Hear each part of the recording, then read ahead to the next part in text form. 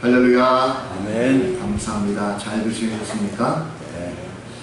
날씨가 점점 더워지고 있는데 하나님께서 또 이 아침에 우리를 깨우시고 또 부지런히 준비하셔서 함께 이 자리를 모으게 하실 줄 믿습니다.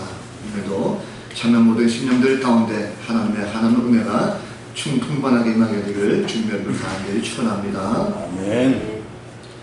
어떤 남자친구들끼리 모여가지고 얘기하고 있답니다. 근데 한 남자친구가 그 맞은편에 있는 친구에게 자신의 이 만족스러운 결혼 생활에 대해서 막 그렇게 있었답니다.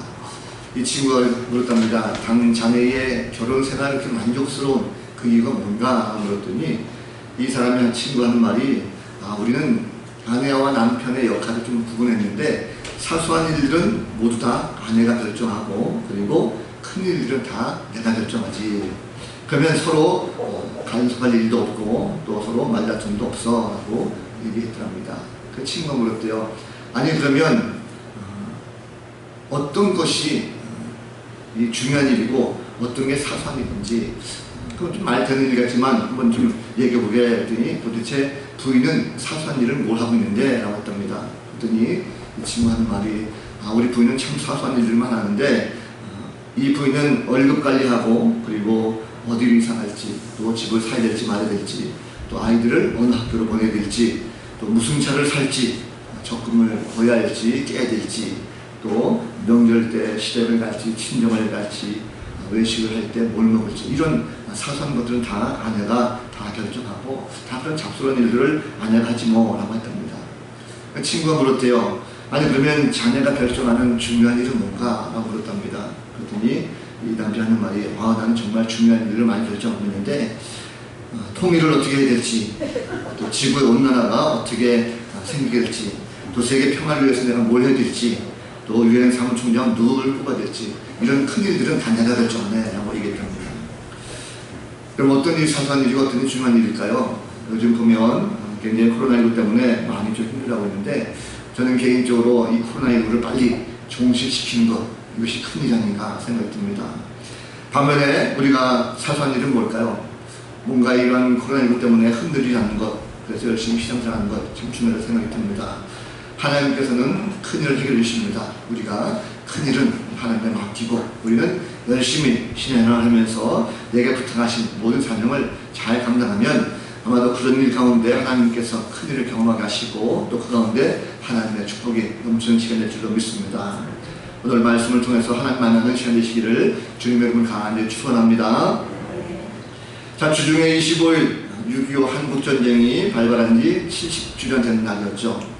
1950년 6월 15일 새벽 4시에 북한의 공산당이 기습적인 남침 공격을 통해서 전쟁이 시작됐습니다. 그리고 1953년 7월 27일 휴전협정 맺어지기까지 3년 1개월 동안 전쟁이 진행됐고 한국군과 유엔군을 비롯해서 그리고 민간인 피해자까지 합치면 남측만 피해자가 100만 명이 넘는다고 합니다. 사상자가. 그리고 북쪽까지 합치면 무려 300만 명이 넘는 사망자가 발생한 전쟁이었습니다. 그리고 1000만 명이 넘는 이재민이 발생했던 전쟁이었고 도시의 모든 기능, 건물들의 약 40%가 파괴된 이런 일발을 벌인 것이 한국 전쟁이었습니다. 다시는 이 땅에 전쟁의 아픔이 있어서는 안 될 것입니다. 당시에 실종되어져서 아직도 돌아오지 못한 그런 병사들이 참 많다 그러죠. 이름 없이 그리고 빚도 없이 오로지 조국을 위해서 자신의 목숨을, 자신의 생명을 초기화시 버렸던 희생한 많은 선열들이 있습니다. 그들을 기억하고 우리는 나라 민족을 위해서도 계속적으로 늘 기도하는 영적 성도가 되야 될 것입니다. 애써서는 우리가 민족의 멸망 앞에서 민족을 위해서 늘 기도하고 그리고 자신을 헌신하면서 나라 민족을 살리려고 했던 바로 에스더의 애국 애국 정신이 잘 담겨져 있습니다. 우리가 6월 한 달 동안 열심히 에스더를 말씀을 보았는데 오늘 그 마지막 주 부분을 살펴보고 하나님께서 은혜를 주시는 그 은혜를 나누는 시간이었으면 좋겠습니다. 자, 오늘 본문은 모르드게가 이제 지난주에 존귀하게 됐죠. 그리고 하만이 수치를 당한 날, 그 다음 날입니다. 에스더가 왕을 위해서 다시 한번 잔치를 초청하고 역시 마찬가지로 에스더의 요청대로 하만과 왕이 잔치에 참여하게 됩니다. 자, 그 자리에서 아하수에로 왕이 또다시 에스더에게 묻죠. 왕의 소원이 무엇이냐? 나의 절반이라도 내가 너에게 주겠다라고 다시 한번 말합니다. 그래서 무슨 소원이든지 다 들어줄 것처럼 다짐합니다. 자, 그런데 에스더가 자기와 자기 민족을 구해줄 것을 호소하면서 유대인을 멸절하려고 하는 이 하만의 간약한 소개를 폭로하고 이에 분노했던 아하수에로 왕은 하만을 그가 모르드게를 처형하려고 만들었던 그 높은 장대에다가 바로 하만을 처형했다라는 그런 내용입니다. 저런 내용을 자세히 보면 우리가 좀 의문을 가진 그런 내용이 있습니다. 뭐냐면 에스더가 왕에게 요청하는 그 내용을 가만히 보니까 분명히 나라의 절반이라도 주겠다라는 이 왕의 말에 에스더가 가장 먼저 구하는 것이 있었습니다. 그것이 바로 내 생명을 내게 달라는 거죠. 자, 내 생명을 내게 달라. 이 말은 표준세번역 성경을 제가 보니까 뭐라 되어 있냐면 내 목숨을 살려주십시오. 그것이 나의 간청입니다. 이렇게 되어 있습니다. 자, 왕이 무언가를 들어주려고 했을 때 에스더가 가장 먼저 요청했던 것이 바로 나의 목숨을 살려달라는 거죠. 그게 내 소원입니다 라고 에스더가 말하고 있어요. 자, 어떻게 자신의 목숨을 먼저 구합니까? 지금 뭔가 앞뒤가 다르죠. 왜냐면 에스더를 우리가 쭉 읽어봤지만 죽으면 죽으리라 이런 각오를 가지고 왕 앞에 나왔던 에스더였습니다. 그렇다고 한다면 그동안 정황을 보면 자신보다도 민족을 먼저 왕에게 구원해달라고 이야기하는 게 맞죠. 나는 죽더라도 내 민족을 구해야 됩니다. 우리 민족을 좀 살려주십시오. 이게 내 소원입니다. 이게 돼야 맞는 것인데 내 목숨을 먼저 구하라는 이 모습으로 전락하고 말았습니다. 자, 왕으로서 자존심도 없습니까? 무조건 그냥 자기만 살면 됩니까? 모르드게 분명히 약속하지 않습니까? 그럴듯하게 자기의 설명 다 하고 내가 왕에게 나가서 한번 간청해 보겠다고 했지만 어찌 보면 겉만 그렇게 하고 속으로 될지 안 될지 모르는 판에 왕이 구해주겠다, 소원을 들어주겠다 하니까 즉석에서 나만 살겠다고 하는 이 왕후의 아주 부도덕한 모습이 아닌가 생각이 듭니다. 그럴 거면 차라리 진작에 아하수 왕에게 말해주지 않을까 생각이 들어요. 자기 한 목숨 구하는 건데 왕에게 부탁하는 것도 안 주겠습니까? 하나님은 생명의 주권자십니다. 선택한 백성들을 위해서라도 에스더로 하여금 자신의 목숨을 구걸하기보다는 먼저 민족의 생명을 구할 수 있도록 해야 되는 것, 이게 맞는 거죠. 생명이라는 것은 참 소중합니다. 요즘에도 보면 현대인들이 생명에 대해서 많이 소중하게 생각하죠. 물론 모든 생명도 다 소중합니다. 그런데 가만히 보면요, 생명에 대해서 생각하는 가치관이 많이 달라졌어요. 만약에 지금 우리나라에 6.25 같은 전쟁이 또 일어난다고 한다면 과연 내 목숨을 나라 민족을 위해서 바치겠다라고 하는 이런 젊은이들, 이런 사람들이 얼마나 될까라는 것을 한번 생각해 되었습니다. 요즘 보면 과거처럼 국가나 민족을 위해서 희생하거나 헌신하는 사람들 많지 않습니다. 언제부터인가 공동체의 이익보다는 나라 민족을 위해서 이익보다는 개인의 이익이 더욱더 중요한 이 세상으로 바뀌게 되었습니다. 남을 위해서 내가 희생한다라기보다는 그냥 남에게 피해를 안 줄 정도로 생각한다는 거죠. 내가 남에게 피해를 안 주는 만큼 남도 나에게 피해를 안 줬으면 좋겠다라고 해서 서로 피해가 오지 않기를 그런 모습으로 바뀌고 말았습니다. 이것이 사람들 생각에 올바르게 내 생각, 내 생명을 지키는 것이다라고 생각하고 있는 거죠. 그러다 보니까 사람들은 개인주의가 됐습니다. 내 것은 참 소중한 사람, 내 생명, 내 것 소중한 사람입니다. 그래서 내 것을 지키기 위해서는 남을 어떻게 하든지 간에 상관하지 않는 이런 세상이 되고 말았습니다. 요즘 보면 코로나19도 마찬가지죠. 나만 안 걸리면 돼 라고 하는 이런 생각들이 많이 있습니다. 남이 걸려서 나에게 피해 주면 안 된다 라고 하는 것 때문에 그것 때문에 오히려 내 생각, 내 마음대로 하는 것이 많다는 거죠. 걸리는 사람들을 비난하고 비판하는 경우가 요즘 보면 얼마나 많습니까? 신앙생활도 마찬가지입니다. 여러분 교회도 어떻습니까? 교회에 가서 보면 마찬가지로 성도들도 개인적인 성향으로 바뀌는 경우가 많습니다. 내 신앙, 남의 신앙을 던지기 안에 내 신앙만 잘 유지하면 된다라고 하는 것. 그렇게 하면 내 신앙을 잘 유지하면 나는 영적으로 내가 건강하게 잘 사는 것이야 라고 생각하는 경우가 많다는 거죠. 요즘 아무리 교회에서 행사를 한다 할지라도 내가 쉬면 안 하는 경우가 많습니다. 그래서 모든 기관이라든지 청년이라든지 교회학교에 보면 뭔가 행사를 하려고 할 때도 목사님 그걸 굳이 해야 됩니까? 난 하기 싫습니다 라고 안 하는 경우가 많다는 거죠. 개교뿐만 아닙니다. 연합 모임이 점점 힘들어졌습니다. 그 양초 지방에서 보면 연합 행사가 점점 힘들어져서 임원들이 많이 고민하고 있어요. 개인이 열심히 신앙생활하는 것 좋습니다. 각자가 열심히 잘 먹고 잘 살기 위해서 노력하는 것 중요합니다. 그러나 개인의 욕심이라는 것은, 개인의 이기적인 마음이라는 것은 한도 끝도 없습니다. 가만히 보면 공동체를 잇고 혼자만 살려고 혼자만 노력하는 이런 경우가 많이 있습니다. 그런데 결국은 그것이 영적으로 공동체에서 단절되는 이런 모습을 많이 경험하게 됩니다. 믿음이 없으면 타인의 생명을 보지 못합니다. 단지 내 생명, 내 목숨만을 부지하기 위해서 애를 쓸 뿐이라는 거죠. 자, 에스더의 입장에서 보면 이제 좋은 기회를 얻었습니다. 그렇다면 그동안 마음에 담고 있던 소원을 왕에게 말해야 됩니다. 당연히 왕으로서 그동안 해온 것을 보면 이스라엘 민족을 먼저 살려달라고 하는 이 요구가 가장 먼저 실행돼야 됩니다. 그런데도 불구하고 하나님께서 에스더를 통해서 먼저 그의 목숨, 내 목숨을 살려달라고 간청하고 있어요. 뭔가 순서가 잘못된 것 같죠? 그런데 자세히 보면 이것은 하나님께서 이스라엘 백성들의 생명을 살리기 위한 하나의 방법이었습니다. 자, 둘째는 잔치에서 아하수에로 왕은 여전히 왕후 에스더를 봤을 때 아리따운 그의 자태에 반하고 갑니다. 얼마나 푹 빠졌는지 사랑에 푹 빠져 있습니다. 그래서 술이 한두 잔이 들어가게 되니까 에스더에게 또다시 묻죠. 무슨 소원이든지 말해라. 내가 그 소원을 반드시 들어주겠다. 내가 나라의 절반이라도 당신에게 주겠다라고 다시 한번 얘기합니다. 그런데 이 나라의 절반이라도 주겠다라고 하는 이 왕의 이야기가 몇 번째 얘기인지 아십니까? 어제 이미 2번을 했어요. 그리고 오늘 또다시 왕이 왕후에게 또 한 것입니다. 3번씩이나 왕이 왕후에게 내가 나라의 절반이라도 너에게 주겠다라고 이야기하고 있습니다. 3번을 이야기했다는 것은 굉장히 중요합니다. 그리고 이것은 횟수가 중요한 것이 아니라 성경에 보면 예수님께서 겟세마네 동산에서 밤새도록 기도하시면서 하나님 앞에 외치고 있습니다. 아버지, 이것을 할 수만 있다고 한다면 이 잔을 내게서 옮기시옵소서 라고 하면서 내 원대로 마옵시고 아버지의 뜻대로 하옵소서 간절한 기도를 주님은 3번 하셨어요. 사도 바울이 자신에게 당해있는 많은 육체의 가시 가운데 이 육체의 가시를 없앨 수만 있다면 주님 없애주옵소서라고 간절하게 말하는 것이 바로 3번의 기도였습니다.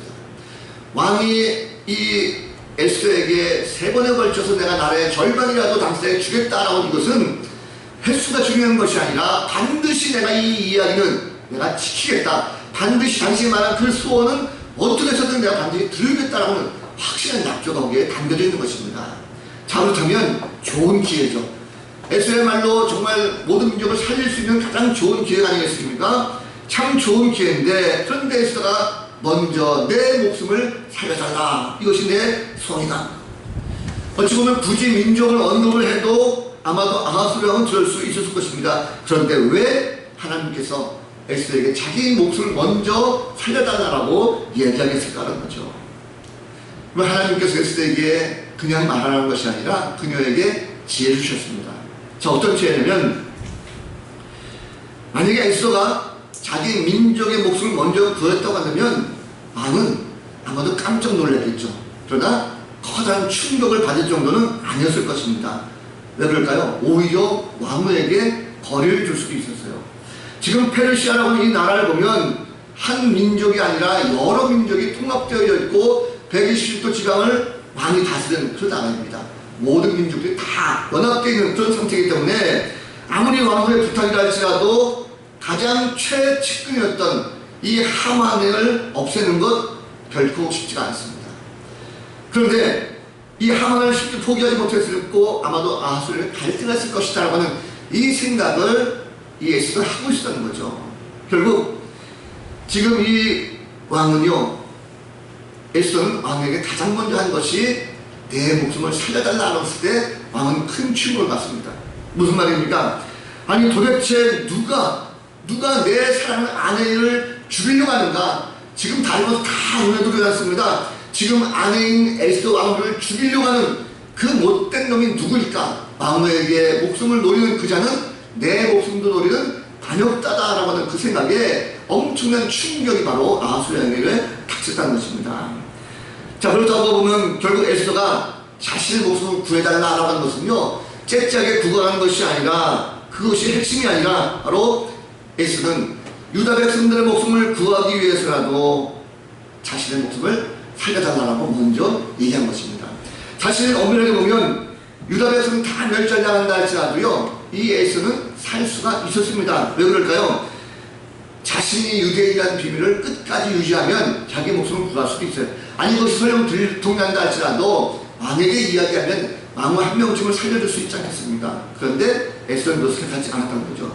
결국 그러다 보면 이 에스더는요, 자기 혼자만 살기 위해 가지고 내 목숨을 살려달라는 것이 아니라 바로 이 말을 통해서 자기 민족까지 함께 구하고자 하는 이 모습이 에스더에게 있었다는 것입니다. 결국 에스더는 혼자 살기 위한 것이 아니라 자신의 목숨과 민족의 목숨을 같이 하나로 묶어서 한 공동체를 보고 같이 묶어서 살려달라고 그가 말하는 것입니다. 다시 말하면 자기가 속한 모든 공동체의 생명을 위해서 담대하게 왕에게 요청을 했다는 거죠. 그렇습니다. 여러분, 에스더는 째째하게 자기 생명만을 유지하기 위해서 이렇게 말한 것이 아닙니다. 왕에게 담대하게 생명을 요구한 것은요, 나뿐만 아니라 내가 속해 있는 이 공동체, 이 민족을 함께 살리고자 하는 강하고 담대한 요청이 거기에 담겨 있었습니다. 자, 여러분, 그러면 우리가 지금 속한 공동체에서 우리는 얼마나 많은 사랑과 애정을 품고 있습니까? 우리는 지금 속한 공동체가 참 많이 있습니다. 세상 사람들도요, 조금은 자기에 속한 공동체에 열심히 일합니다. 내가 속한 공동체, 직장에 가서 열심히 일을 하죠. 가정에서 열심히 일합니다. 최선을 다합니다. 내 생명처럼 이 공동체를 아끼고 열심히 일합니다. 충성되게 하죠. 우리 열린 공동체 어떻습니까? 우리 공동체, 특별히 신앙 공동체가 바로 열린교회입니다.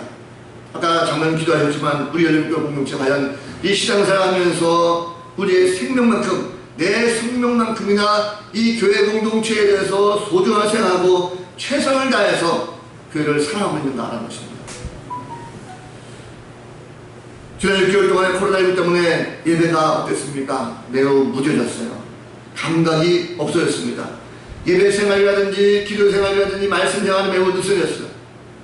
어떻게 하면 좋겠습니까? 에스더는 자기와 민족을 구별하지 않고 하나로 생각했습니다. 그래서 담대하게 왕에게 요청했습니다. 그렇다고 하면 우리 마찬가지입니다. 성도와 교회, 여러분과 저는 따로 되는 것이 아니라 하나입니다. 그렇다고 하면 우리는 어떻게 되겠습니까? 지금 이런 상황 속에서 이 공동체를 위해서, 교회를 위해서 우리가 할 것은 정말 간절하게 요청을 해야 된다는 거죠. 나 자신만 살려가는 것이 아니라 우리가 하나님 앞에 간절한 마음을 가지고 나와서 기도하면서 이 교회가 다시금 부흥할 수 있도록, 우리 공동체가 다시 살 수 있도록 하나님 우리의 목숨과 같은 이 공동체를 살려 주옵소서, 간절한 마음을 가지고 기도하는 이 모습이 우리 가운데 있어야 되지 않겠습니까? 우리는 지금 영적인 죽음의 위기 가운데 있습니다. 교회를 위해서, 나라를 위해서 하나님께 기도해야 될 그때가 바로 지금입니다. 코로나19가 교회를 중심으로 확산되고 있습니다. 그래서 많은 사람들이 교회 가지 말자, 교회의 벽을 쌓았어요. 기도하지 않으면 우리의 믿음을 잠자게 됩니다. 벽이 점점 높아집니다. 그래서 기도하지 않으면 믿음이 멈춰서게 되겠습니다. 앞으로 전진하지 못하고 식어버리게 됐습니다. 이 하나님은 우리의 믿음 가운데 기도할 때 응답하시는 것입니다.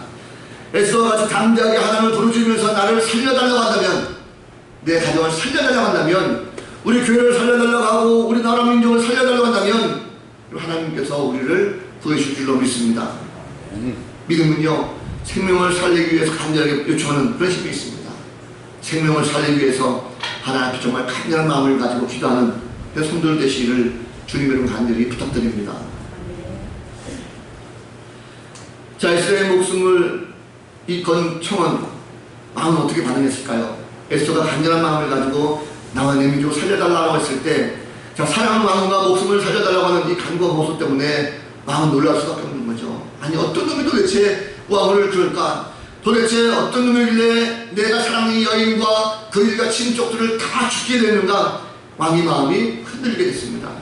왕에게 있어서 그것은 자신의 왕권에 대한 도전으로 받아들인 거죠. 감히 이런 일을 심중에 품은 자가 누구냐? 그가 어디 있느냐라고 노발대면하면서 에스더에게 묻습니다. 자, 에스더의 도전은 아주 효과적이었죠. 에스더가 정확하게 하만을 지적하며 그의 죄를 고발합니다. 대적과 원수는 바로 이 악한 하만입니다 라고 에스더가 말하죠. 이건 얼마나 강참입니까? 에스더가 하만을 지적할 때 그냥 왕의 그 분명 십자가 가지고 목소리가 다 죽어가면서 그냥 목소리 작게 해가지고 하만입니다 하지 않았어요. 담대하게 이런 일을 꾸민 자 대적과 원수는 바로 이 악한 자 하만입니다 하고 담대하게 말합니다. 강호 담대한 믿음 가운데 가만히 앉아있는 믿음이 아니었다는 거죠. 에서는 자기가 당한 모든 것에서 말로만 하는 믿음이 아니었습니다. 그는 행동한 믿음이었어요. 악한 것을 보고 가만히 앉아 기도하는 것이 아니라 기도하고 계획을 세우고 세운 계획대로 바로 진행하면서 결국에는 하나님의 심판을 이끌어내는, 다시 말하면 행함 있는 믿음, 믿음을 가지고 선과 악을 구별할 줄 아는 이런 여자의 믿음이었던 걸 볼 수가 있습니다. 믿음은 악한 것을 담대하게 악하다고 말하면 됩니다. 악은 반드시 심판받게 되어 있어요.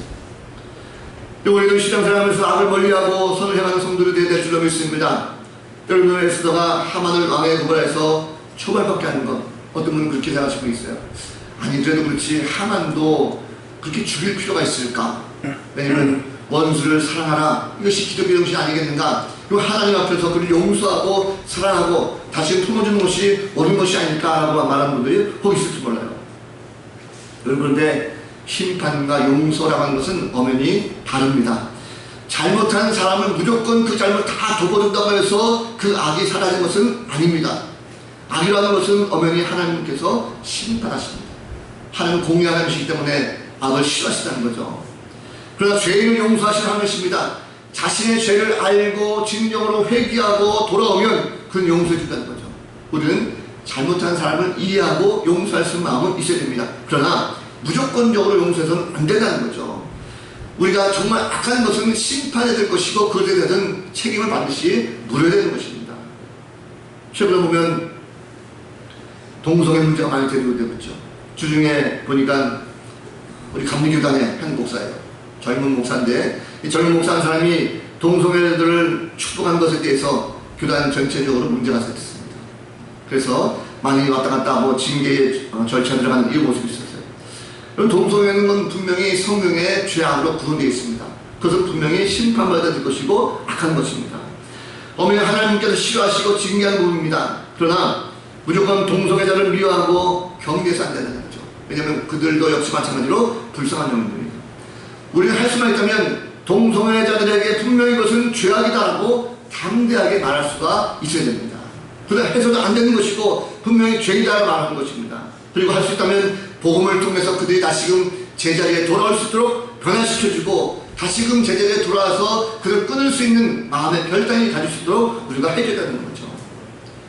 저는 그런 생각을 했습니다. 그런데도 불구하고 만약에 정말 동성애 가운데 내가 고통받고 있으면서 그 영혼이 하나님 앞에 돌아오자 열심히 회개하고 애를 쓰고 있다면 그 한 영혼을 불쌍히 여기고 그가 속히 죄악의 그 사슬에서 벗어날 수 있도록 끊고 돌아올 수 있도록 그를 위해서 기도하는 것 할 수 있습니다. 그러나 이 감리교 목사는 보니까 전체 동성애들이 모인 장소에 가서 그들을 보편적으로 축복하는 이런 행동을 했어요. 저는 그것을 옳지 않다고 생각합니다. 우리는 악한 것을 악하다고 말할 수가 있을 것이고 생명을 살리는 자는요 악한 것을 악하다라고 담대하게 말할 수가 있어야 될 것입니다. 우리가 하나님께서 원하시는 것이 무엇인지 싫어하는 것이 무엇인지를 분명히 알고 있습니다. 그렇다고 하면 담대한 마음을 가지고 악한 것은 악하다라고 말할 수 있는 믿음의 용사가 되어야 될 줄로 믿습니다. 그것이 바로 생명을 살리는 자의 행동이라는 것입니다. 또 한 가지 있습니다. 에스더가 왕에게 담대히 이 악한 하만이라고 말했을 때에 그 하만의 모습은 어땠을까요? 하만은 지금 에스더의 갑작스러운 그 지적에 따라서 엄청난 두려움과 공포로 가득하게 됐습니다. 자, 하만은 에스더가 유대인인 줄 몰랐어요. 둘째 날 잔치에 왕과 함께 나아갈 때만 해도 자신에게 다가오는 이 파멸, 죽음의 그 그림자가 점차적으로 오고 있다는 사실을 이 하만은 몰랐습니다. 그저 의기양양이 있었죠. 어제의 사건을 잠시 곱씹어 봅니다. 자, 자신이 높임을 받을 줄 알았어요. 그런데 모르드게가 존귀하게 되었습니다. 자기가 성경을 돌아다니면서 이 모르드게를 높여줬어요.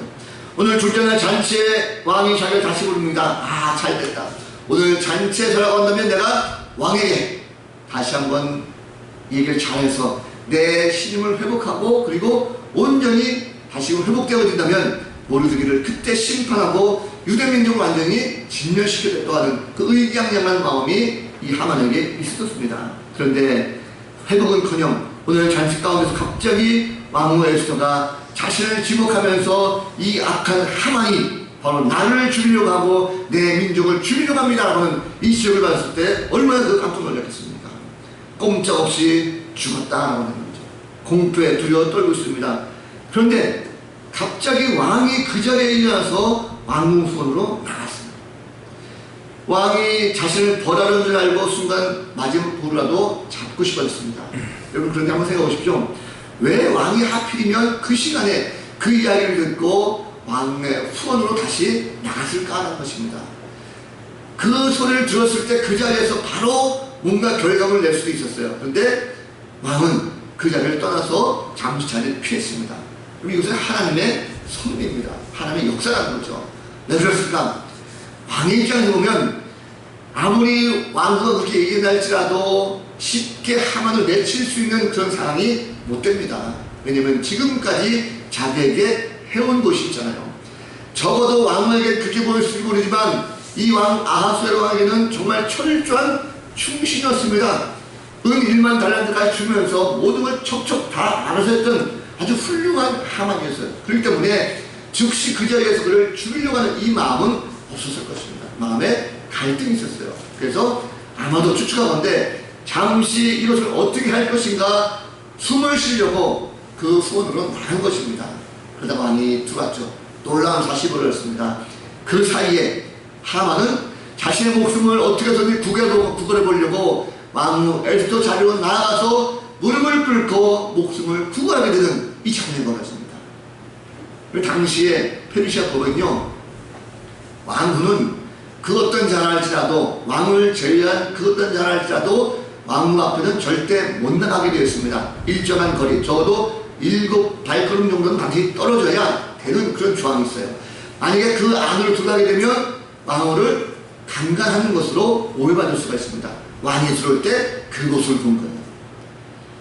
왕이 노발대를 하면서 감히 저놈이 내 왕후를 이제 강간까지 하려고 한다라고 하는 그 목소리가 분노의 목소리였습니다. 여러분, 하만을 죽이게 된 가장 큰 원인은 에스더가 살려달라고 해서 하만을 죽인 것이 아니라 바로 왕후를 강간하려고 했던 그 모습을 본 아하수랑의 마지막 결단이 바로 하만을 치는 것입니다. 하나님께서 망설였다는 거죠. 결국 제2의 권력자 하만은 그렇게 얼굴을 싸게 됐습니다. 얼굴을 감쌌다는 것은 어떤 의미냐면 바로 더 이상 이 사람은 햇빛을 볼 수 없다라는 그런 의미가 있습니다. 다시 말하면 사형수로 죽여라, 이 뜻을 했던 거죠. 이미 하만은 죽음을 결정짓게 됐습니다. 그래서 죽임 당하는 직접적으로는 바로 왕후 에스더의 간절한 소원이 있었겠지만 하나님께서 또다시 그 손을 통하여 하만을 심판했다는 거죠. 결국 악이라는 것은 반드시 심판하겠습니다. 하나님은 공의로우신 분입니다. 그래서 죄를 멀리하고 의로운 것을 원하십니다. 하만은 분명히 악인이었어요. 그는 자신의 야욕을 위해서 유대 민족을 멸시시려고 했지만 결국 자신의 죽음을 면치 못했습니다. 그런데 자세히 보니까 8장 이하에 보면 바로 하만은 자기만 죽는 것이 아니라 자기에 속한 모든 자기의 가족이나 자기의 민족들까지도 다 죽임을 당하였어요. 그럼 가만히 보십시오. 에스더와 모르드게는 자신의 생명도 살리고 민족의 생명도 살렸습니다. 그런데 하만은 자신도 죽고 자기의 가족과 민족 생명도 죽이게 됐습니다. 그래서 어떤 의미가 있습니까? 우리는 어떤 자가 되어야 될 것인가 하는 것입니다. 우리는 생명을 살리는 자가 되어야 될 줄로 믿습니다. 죽이는 자가 되면 안 된다는 거죠. 성도의 믿음을 가져야 됩니다. 그래서 우리는 죽을 수밖에 없는 죄이지만 예수 그리스도의 보혈로 말미암아 우리는 다시 구원을 얻었고 이제는 새 생명을 가졌습니다. 주님께서 우리에게 허락하신 것은 생명을 살리는 것입니다. 아직도 전에 보면 죽은 자가 많죠. 지금도 죽어져 오는 영혼들이 많이 있습니다. 세상은 믿음을 죽입니다. 사람을 죽입니다. 그러나 우리는 영혼을 살린 자들입니다. 하나님은 나만 사는 것 원치 않습니다. 나를 살려주시기 때문에 우리가 영혼을 살리는 자 되기를 원하고 계십니다. 아직도 세상에 보면 죽어져 영혼 많이 있죠. 요즘 코로나19 때문에 점차적으로 피폐하는 영혼들이 많이 있습니다. 그렇기 때문에 우리는 더욱더 영혼에 대한 관심을 가지고 그들을 살려야 되는 것입니다. 그것이 바로 하나님께서 우리에게 구원을 주시고 믿음을 심어주신 이유라는 것입니다. 비록 세상을 힘들다고 할지라도 생명을 죽인 자가 되지 말고 살리는 자가 되는 성도가 되야 될 줄로 믿습니다. 오늘 말씀 보니까 하나님께서는요, 성도들이 믿음을 통해서 생명을 살리는 자들 되기를 원하십니다. 불신앙을 가지고 생명을 죽이는 것이 아니라 확실한 믿음을 가지고 죽은 자들을 세우는 그런 성도가 되기를 원하고 계십니다. 하나님 생명의 주관자가 되십니다. 그래서 한 영혼, 그 한 영혼을 쳐다보다도 귀하게 여기시고 있습니다. 그렇기 때문에 성도들에게 생명을 살리는 능력을 우리 가운데 주셨어요. 사실 엄밀하게 말하면 우리는 그럴 만한 능력이 없었습니다. 그런데 예수 그리스도를 통해서 우리에게 그 능력을 주셨어요. 주님은 이 땅에 인간으로 오셔서 우리에게 생명을 주셨습니다. 십자가 달려 죽으심을 말미암아 우리의 모든 죄를 다 사하셨어요. 사망 권세를 이기시고 부활하셨습니다. 이제 예수 믿는 자들은 누구든지 새 생명을 얻게 되었습니다. 예수님은 근본 하나님과 동등하신 분이십니다. 그러나 인간들을 구원하시고 새 생명을 주시고자 친히 인간이 되셨어요. 예수님은 비록 십자가에 돌아가셨지만 다시 살아나셨습니다. 우리도 마찬가지입니다. 때가 되면 우리의 모든 육체는 다 죽어 없어지만 우리의 영혼은 영원할 것입니다. 생명은 참 소중합니다. 그러나 인간의 목숨은 한계가 있습니다. 때가 되면 인간은 반드시 죽습니다. 자신의 목숨을 건질 수가 없어요. 그리고 다시 흙으로 돌아가게 되어 있습니다. 그런데 인간들은 이런 썩어질 것에 대해서 늘 연연하고 이 생명을 위해 가지고 먹을 것, 마실 것, 입을 것을 고민하죠. 그래서 성도는 육체보다도 영적인 것을 더욱더 살려야 될 것입니다. 믿음은 영혼을 새롭게 합니다. 다시 말하면 믿음을 통해서 우리는 새롭게 힘을 얻을 수가 있고 새로운 생명을 얻을 수가 있습니다.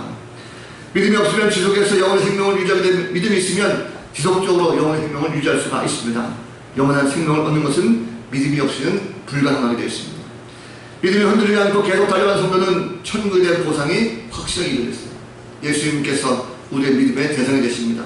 주님은 지금도 우리를 통해서 사람을 살리고 또 생명을 주고 있습니다.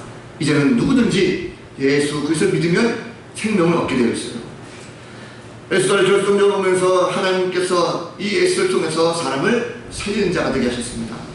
자신을 비롯해서 유대 민족을 살리기 때문에 비록 그들이 사는 곳 이방 땅이라 할지라도 모든 사람들에게 존경받게 되었고 존귀한 인물로 그들이 사랑하게 되었습니다. 그리고 에스더 모르게 있는 날까지 다른 민족이 유대 민족을 결코 넘보지 못했습니다. 평화와 안정된 삶을 그들이 살게 됐다는 거죠. 유대 명절주 가운데 부림절이라고 하는 절기가 생기게 됐습니다. 부림이라고 하는 것은 제비를 뽑다는 뜻이에요. 그래서 제비를 뽑는 날 바로 새롭게 우리가 생명을 얻었다라고 하는 그런 뜻을 가지고 이날은 슬픔이 변해서 기쁨이 되는 날로 그들이 섬기게 됐습니다. 함께 음식을 먹고 나누고 베풀면서 가난하고 어려운 자들을 구제하는 날, 이것이 바로 부림절이라고 말했습니다. 그럼 금년도 오늘 말씀 정리합니다. 어느덧 금년도 반이 지나갔습니다.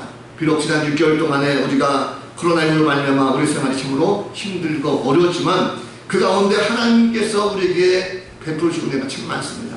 지켜주시고 지금까지도 보호해 주셨습니다. 다음 주에는 맥주 감사절입니다. 지난 모든 6개월 동안 잘 돌아보면서 감사하고 또 새롭게 하반기를 출발할 수 있는 그런 시간 되었으면 좋겠습니다. 부림절과 같이 우리의 모든 영혼들이 다시금 다 회복됐으면 좋겠습니다. 예배가 회복되고 기쁨으로 충만한 날 함께 되기를 기대해 봅니다. 한 주간 동안 생명을 살리는 성도 다 되시기 바라고, 아무리 코로나19가 구성불다 할지라도 결코 믿음을 깨어버리지 말고 넘어지지 말고 다시 한번 믿음을 가지고 생명을 살리는 자 다 되셔서 한 주간 동안도 믿음과 승리하는 복된 성도들 되시기를 우리 구주 예수 그리스도 이름으로 간절히 축원을 드립니다. 아멘. 기도하겠습니다. 거룩하신 하나님, 지치기 쉬운 계절, 힘든 계절이지만 우리의 믿음 결코 흔들리지 않게 하시고 담대한 믿음으로 나아가는 거룩한 백성들 되게 하여 주옵소서. 오늘 말씀과 같이 생명을 살리는 자들입니다. 이미 우리들에게 생명을 살리신 주님을 믿고 나아가면 힘들고 어렵게 나태한 모든 자들에게 다시금 새로운 힘을 주고 이 어려운 절기를 잘 이길 수 있는 복된 성도들 될 수 있도록 축복하여 주옵소서. 믿음을 통해서 생명을 살리며 결코 흔들리지 않는 견고한 믿음으로 한 주간도 승리하게 하여 주옵소서. 감사드리옵고 예수 그리스도 이름으로 간절히 기도하옵나이다. 아멘.